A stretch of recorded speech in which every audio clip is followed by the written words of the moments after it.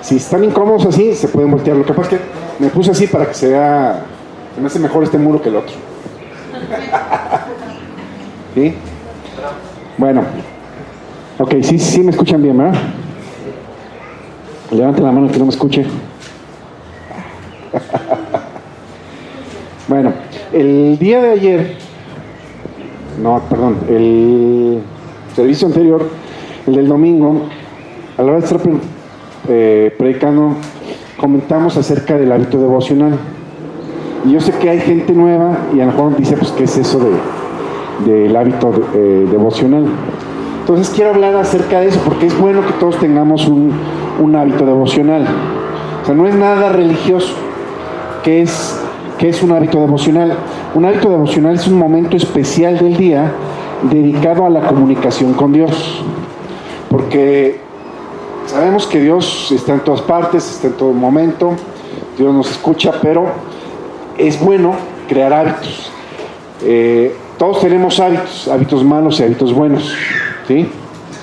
Los malos a veces es difícil de deshacernos de esos hábitos, pero sí podemos sustituir un hábito malo por un hábito bueno. Dicen los que saben de eso que un hábito se adquiere cuando repites algo durante 21 días seguidos. 21 días seguidos haces un hábito de algo. Bueno, entonces es bueno que creemos un hábito devocional. Es un momento del día, mucha gente lo hace, por ejemplo, siéntase a trabajar a las 8 de la mañana y necesitas, no sé, los hombres media hora o 15 minutos para arreglarse. Las mujeres yo sé que ocupan más tiempo. Entonces tú dices, bueno, pues entro a las 8 de la mañana, pues si me levanto, no sé, a las 7, de 7 a 7:15, los hombres ya estamos listos, pues aprovechar esos 40, pues creo que me las cuentas no me dieron porque falta el transporte, ¿no? Para llegar al trabajo. Pero levantarse, no sé, de la hora que te levantas normalmente, media hora antes, 45 minutos antes, para ese tiempo aprovecharlo para invertirlo en el Señor. ¿Por qué digo invertirlo en el Señor?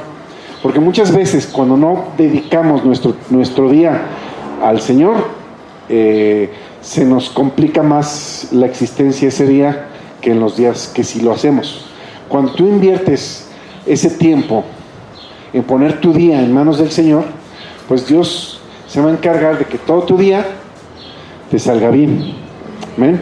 Entonces, un hábito devocional es un momento especial del día dedicado a la comunicación con Dios y el descubrimiento de su palabra.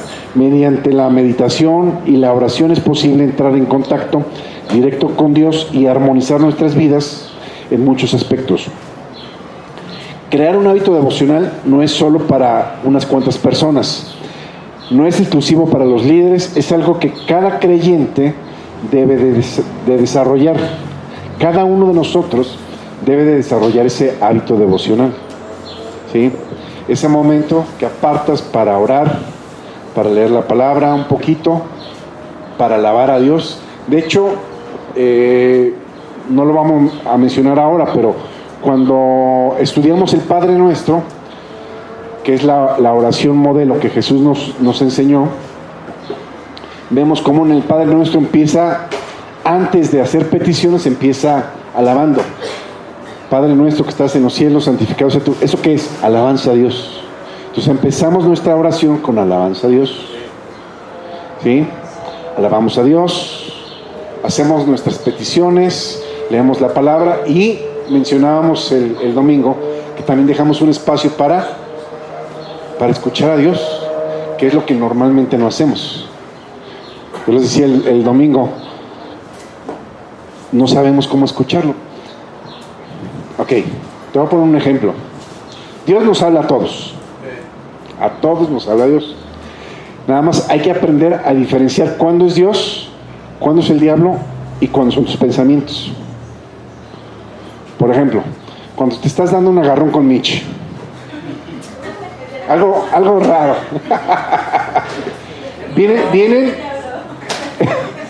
Vienen dos pensamientos a tu cabeza, ¿sí? Uno que te dice, no es para tanto, ya bájale, cálmate. Y otro que no te dejes, te va a agarrar, ¿sí? Entonces, al mismo tiempo estás teniendo dos pensamientos, uno positivo y uno negativo. ¿Cómo es posible que al mismo tiempo tengas esos dos pensamientos? Porque al mismo tiempo estás escuchando la voz del diablo y estás escuchando la voz de Dios. La voz de Dios generalmente es apacible y no es tan insistente como la voz del diablo. La voz del diablo es bien insistente. Y te van a agarrar y no te dejes y que mira y que ya te la volvió a hacer. Y esa es la voz del diablo. Y la voz de Dios generalmente lo dice una, dos o tres veces de una manera apacible. Y si ya hiciste o no caso, pues ya Dios no es tan insistente como el diablo. El diablo sí está, pero sobres, insiste. Esa es una manera. Ahora, cuando conoces la palabra, sabes que todo pensamiento que va de acuerdo a la palabra de Dios viene de parte de Dios. Y cuando hay algún pensamiento que va en contra de la palabra de Dios, obviamente sabes que no es Dios. Es una manera de ir identificando la voz de Dios dentro de ti. ¿Sí? Ok. Vamos a ver la oración en la primera iglesia. Vamos a Lucas capítulo 24. Lucas 24, 49. Lucas 24, 49. 24. Jesús les recuerda a los discípulos que va a enviar a la promesa que el Padre les había dado y les pide que esperen. Vamos a leer el verso 49, ¿verdad? Y dice Jesús, antes de ser recibido arriba, dice: y yo enviaré sobre ustedes lo que mi Padre prometió. Traigo la versión Dios habla hoy. Pero ustedes quédense aquí en la ciudad de Jerusalén hasta que reciban el poder que viene de lo alto. ¿Sí? Voy a volverlo a leer, pero ahora en la versión Reina Valera 60. ¿Mandé? Gracias. Es la única que trae. Es la que se sabe de memoria, Pepe. Ok, bueno. Dice: aquí yo enviaré la promesa de mi Padre sobre ustedes, pero quédense ustedes en la ciudad de Jerusalén hasta que sean investidos de poder.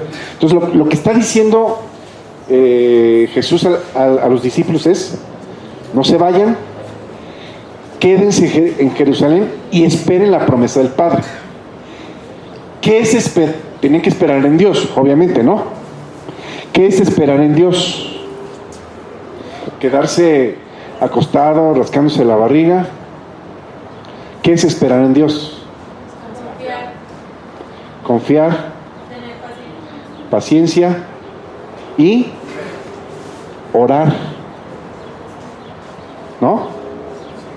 Cuando tú pides algo a Dios, dice la Biblia que sabemos que Dios nos escucha, y si sabemos que Dios nos escucha, sabemos que tenemos las peticiones a Dios que le hayamos hecho, ¿cierto? Eso dice la palabra. Ok, entonces en 1 de Juan tienes que esperar a que Dios te responda. Pero ¿cómo esperas? Y dando gracias, orando. ¿Qué hizo? ¿Se acuerdan cuando Jesús resucita a Lázaro? Antes de orar, ¿qué dice? Antes de declarar o darle la orden a Lázaro para que se levante, ¿qué hace Jesús? Padre, te doy gracias porque siempre me escuchas, ¿no? Entonces, eso es esperar en Dios. Es declarar lo que quieres ver y estar dándole gracias a Dios. Obviamente das gracias a Dios en oración, como hizo Jesús. Padre, te doy gracias porque siempre me escuchas. Padre, te doy gracias porque los clientes ya están haciendo cola para buscarme, ¿no? Amén. Así es. Ok, Hechos 1:4 dice: y estando juntos, es la misma promesa, nomás que acá estamos viendo segunda de Lucas. ¿Cuál es segunda de Lucas? ¿Cómo que no existe? Hechos. ¿Quién escribió Hechos? Lucas.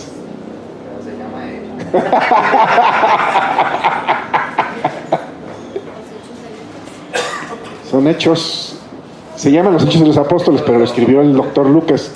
Lucas era un doctor que andaba con Pablo en sus viajes. Ok.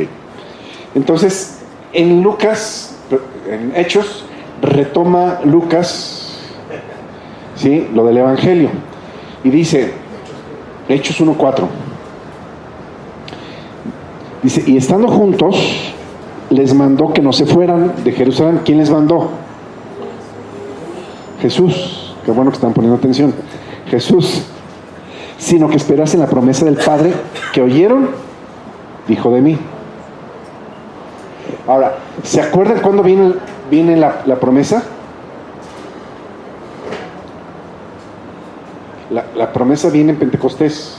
Cuando estaban juntos, estaban unánimes, estaban orando, y de repente viene el viento recio, ¿no? Ellos estaban juntos y estaban orando. Viene el viento recio y los bautiza con el Espíritu Santo. ¿Se acuerdan? Que Pedro se levanta y algunos decían, es que están borrachos. Y Pedro dice, no están borrachos porque es muy temprano. ¿Sí? Esto es lo que el profeta Joel profetizó: en los últimos tiempos yo derramaré de mi Espíritu Santo sobre toda carne.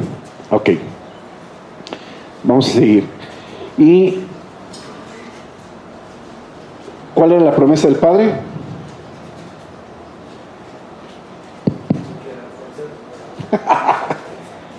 ¿Cuál era la promesa del Padre?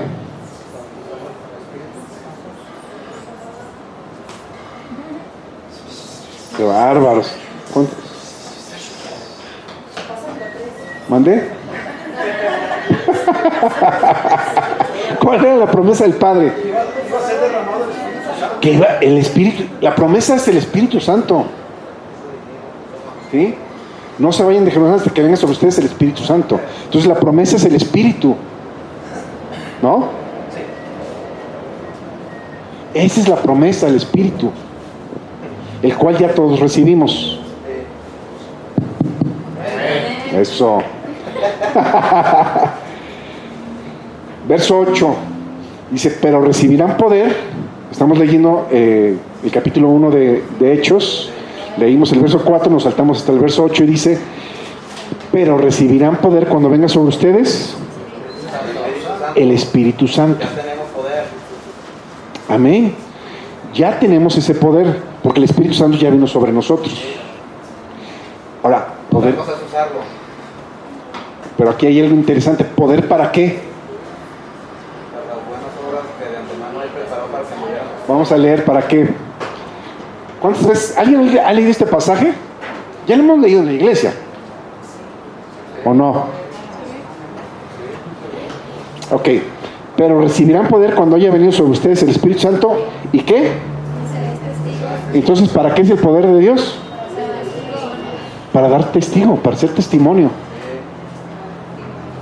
Pablo decía, yo no vine para predicarles con palabras de vana sabiduría, sino con demostraciones de poder. Y eso es testimonio. Cuando la gente ve que cuando tú oras Dios te escucha, cuando la gente ve que cuando estás enfermo Dios te sana, y cuando la gente ve que los demás no tienen trabajo, pero tú estás rebosando de trabajo y de clientes, entonces dicen, el poder de Dios está sobre ellos. ¿Se acuerdan cuando Nabucodonosor metió a los 3 amigos de Daniel al horno? Que dijo, esto no es sino Dios, el Dios verdadero. ¿Y qué dice Nabucodonosor? El Dios de ellos es el Dios verdadero, y pobre de aquel que hable mal contra aquel Dios. A ese sí lo vamos a echar otra vez del horno, ¿no? Eso es testimonio, el testimonio del poder de Dios actuando a través de nosotros. O sea, no es lo que nosotros decimos, sino lo que la gente ve a través de nosotros. Ahora, ese poder o esa unción que todos tenemos se manifiesta a través de la oración. Por eso necesitamos el devocional, Cuando tú oras, las cosas suceden. Tú oraste para que los clientes llegaran, ¿no? Pero tuviste que orar. Entonces es bueno tener ese momento en la mañana antes de empezar. Padre, te doy gracias por este día. Ese es mi devocional, ¿no? Diario. Porque yo sé que este día los clientes van a caer. Los clientes van a llegar. Los pedidos se van a hacer. Y gracias porque tú traes puros clientes pagadores. Amén. Y el dinero llega a mi vida. Amén. Verso 9 dice: y habiendo dicho estas cosas, viéndolo ellos, fue alzado y recibido en una nube que lo ocultó de sus ojos. Es cuando Jesús se va. Entonces, antes de irse, antes de ser llevado, les dice: no se vayan porque el Espíritu Santo va a venir. Y cuando venga sobre ustedes, el poder de Dios va a reposar o va a residir sobre cada uno de ustedes. Y eso la gente lo tiene que ver. ¿Amén? Mira, la gente te puede decir allá afuera: no, es que ya te lavaron el coco. Pero cuando vean la manifestación de Dios, me acuerdo dos casos. ¿Se acuerdan que de repente hacíamos las reuniones de sanidad? ¿Quién se acuerda? Como 4 gentes, ¿se acuerdan? ¿Dónde? Una vez, cuando estábamos ahí en Los Robles, me acuerdo que Pepe trajo un grupo de personas y estábamos orando por la gente y algunas gentes se caían. Ustedes han visto, o sea, yo a alguien le he dicho: ¿se tienen que caer cuando ore por ellos? ¿Ustedes han oído que yo diga que la gente se tiene que caer?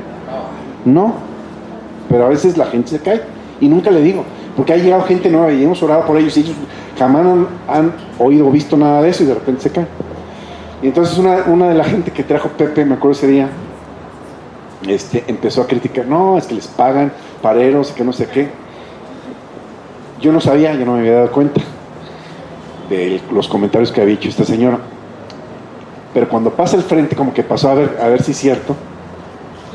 En cuanto la toco, se cayó. Pero a diferencia de los demás, que ya ven que se levanta casi luego, esta señora no se pudo parar casi, entonces se la llevaron cargada. Y me dice Pepe que le dijo a la hija: mira, tu mamá ya anda de parera. Y también nos pasó otra vez con otra persona que también llegó y también había dicho, y esa misma persona fue la primera en caerse. O sea, y no digo que se tengan que caer, pero la gente tiene que ver las manifestaciones de Dios. Cuando de repente llega alguien nuevo y le damos una palabra a una persona que no conocemos y que no nos conoce y le decimos algo personal, no cabe duda que es Dios. No cabe duda, porque ¿cómo sabía? Yo me acuerdo que una vez estábamos cuando hacíamos los servicios en la 60, llegó por primera vez una familia, y entonces yo sentí que el muchacho había tenido varios intentos de suicidio, y le dije, y se volteó con la mamá y le dice: ¿tú le dijiste? No, le digo, yo no le dije. Son cosas que cuando la gente ve, es el poder de Dios obrando. Y eso es, Jesús dijo: si no ven milagros, no creerán cuando lo de Lázaro. ¿Se acuerdan que le mandaron decir: ven porque Lázaro está enfermo? Y se esperó a propósito 2 días para que muriera, porque dijo: si no ven milagros, no creerán.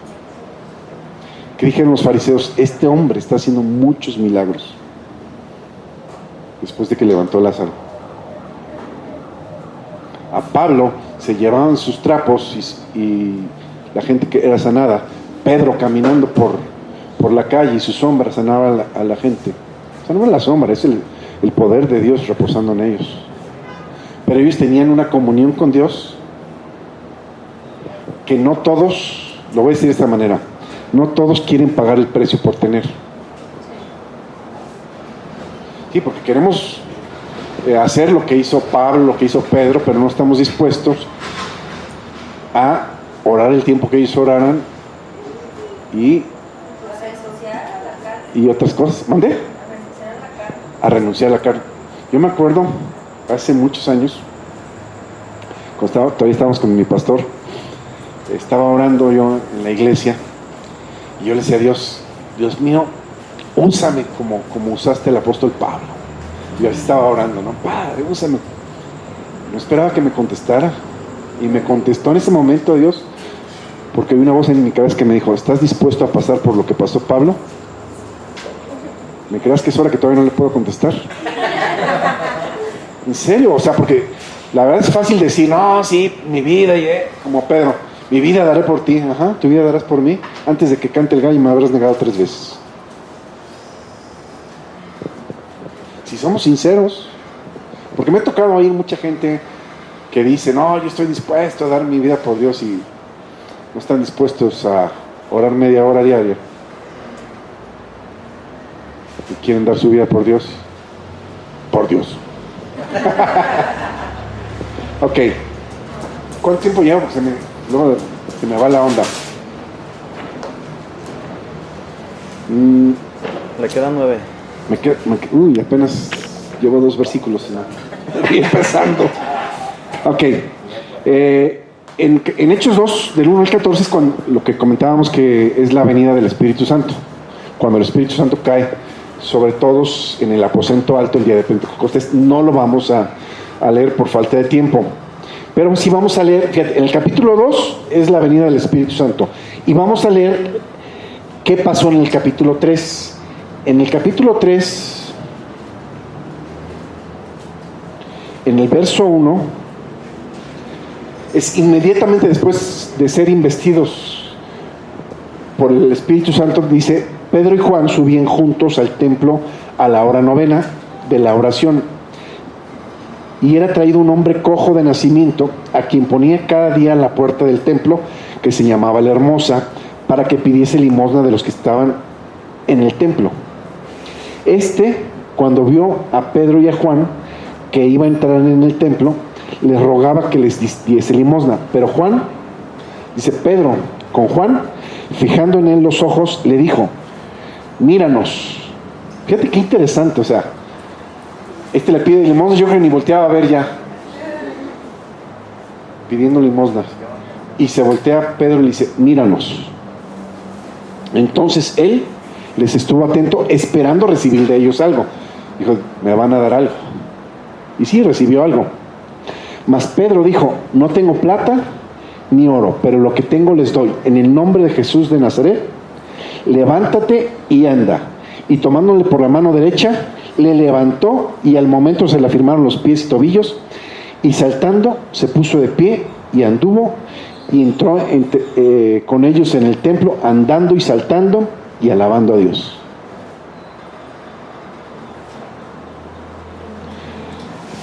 A mí me ha tocado ver, no son muchos, como yo he orado por unas 3 personas que se han levantado de silla de ruedas. Dices, a lo mejor son muchos en, 25 años de ministerio, pero para los que se levantaron sí fue mucho. Dijo, para esos 3 sí fue mucho. Y fueron 2 que hicimos aquí, y una que hizo, me acuerdo, el pastor Naranjo hizo también un día una reunión de sanidades, y me invitó, me dice: ¿por qué no vienes y me ayudas a orar por los enfermos? Y fuimos, y me acuerdo que estaba una señora ahí en silla de ruedas, oré por ella, la tomé de la mano, se levantó y empezó a brincar la señora. Son cosas que cuando la gente las ve, no pueden dudar de que hay un Dios. ¿Sí? Ok, vamos a Hechos, capítulo 6, versos del 1 al 4. Ya casi se me está acabando el tiempo. Dice: en aquellos días, como crecía el número de los discípulos, hubo murmuración de los griegos contra los hebreos de que las viudas de aquellos eran desatendidas en la distribución diaria. ¿Quiénes hacían la distribución diaria? O sea, ¿quiénes atendían a la gente? Los discípulos, los apóstoles. Entonces los 12, o sea, los 12 apóstoles, convocaron a la multitud de los discípulos y dijeron: no es justo que nosotros dejemos el espacio devocional que tenemos. Bueno, no dice así, pero dice, no es justo que dejemos la palabra de Dios para servir a las mesas. Busquen pues, hermanos de entre ustedes, a 7 varones de buen testimonio, llenos del Espíritu Santo y de sabiduría, a quienes encarguemos de este trabajo, y nosotros persistiremos en nuestros devocionales, que es en la oración y en el ministerio de la palabra. ¿Quiénes eran los que enseñaban a la gente? ¿Quiénes eran los que daban la doctrina? ¿Qué significa la palabra doctrina? Enseñanza. ¿Quién daba la enseñanza? Los apóstoles.